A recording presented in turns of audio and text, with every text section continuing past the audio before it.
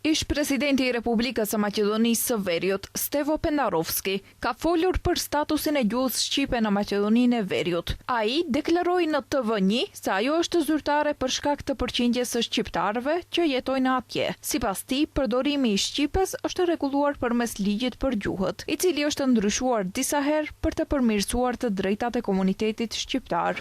No, it is official. We have, in essence, because of the 20% of the people comprising this country. Yeah, no, we have, in the meantime, we have accepted 2 law languages, meaning it is the title of law language, but it's in essence a law and Albanian language. The first was, I think, in 2008, and the last one was in 2017 or something. So we have changed that law several times, upgrading the rights of Albanians in this regard. But what happened in the meantime? Somebody, allegedly some private citizen, not known to the general public, has submitted a motion in front of the Constitutional Court, saying that the law and Albanian language, is not in line with the Constitution, and asking for the annihilation of that law.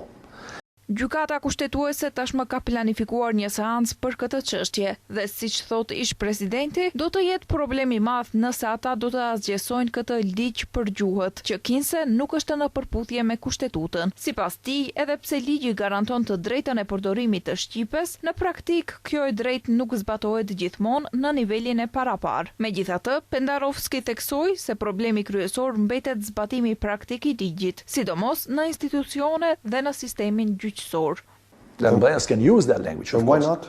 Not because some the people in the judiciary are saying that there are no technical possibilities, equipment in all the courts throughout the country to use that. Each Albanian living here said, "What about these rights? Are they implemented practically?"